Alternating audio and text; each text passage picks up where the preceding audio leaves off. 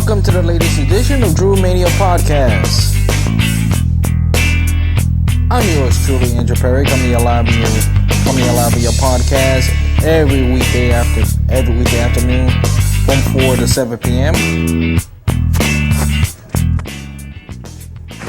Glad to have you with us, chatting with you in the world of sports. And let's just say the NBA Finals is a one-sided affair as Game 3 of the NBA Finals concluded last night as the Golden State Warriors take a commanding 3-0 lead, and they are one win away from the second NBA title. Now, in the fourth quarter, let's get to the second half. It was like first off. Let me just say, first off, the game itself was exciting. It was back and forth. It really was.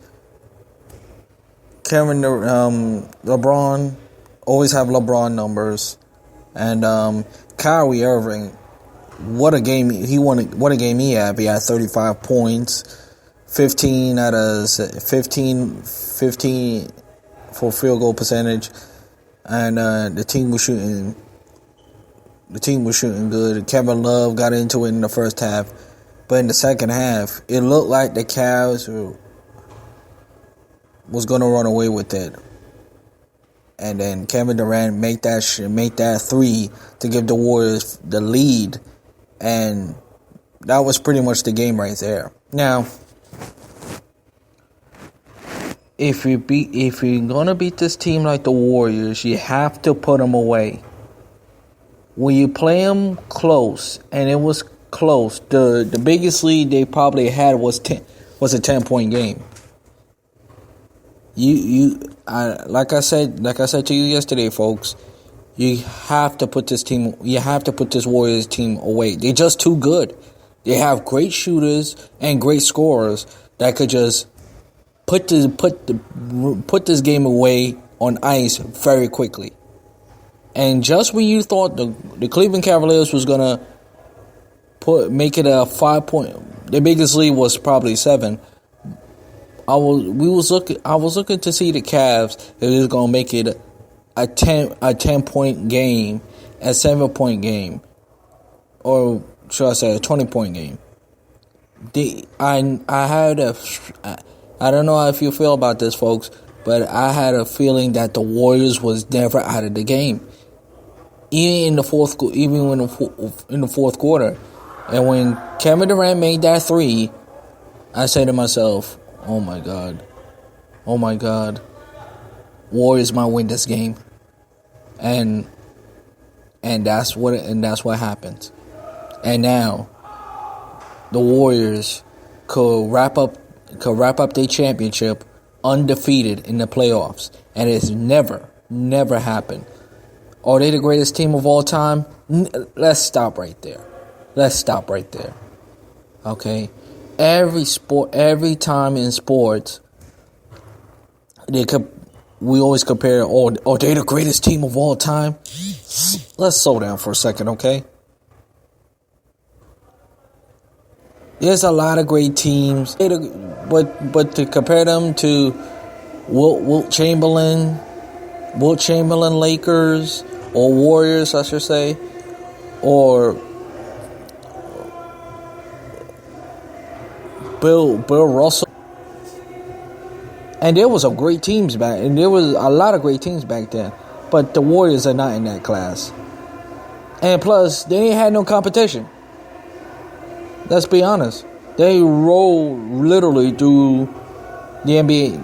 They really literally run over the playoffs. The Spurs, the Jazz, the Blazers. There was no competition. The bottom line is the Warriors are just a better team. Now, look, this series is over. It's long. This series is over. This is not a comeback that's... I would love LeBron to prove me wrong.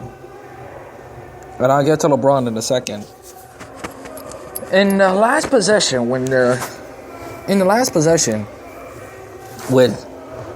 Kyrie Irving, what was he thinking taking that shot? Really? He was dancing, making unbelievable moves. I mean, Kyrie, I'm not killing him, but Kyrie Irving had a superb game.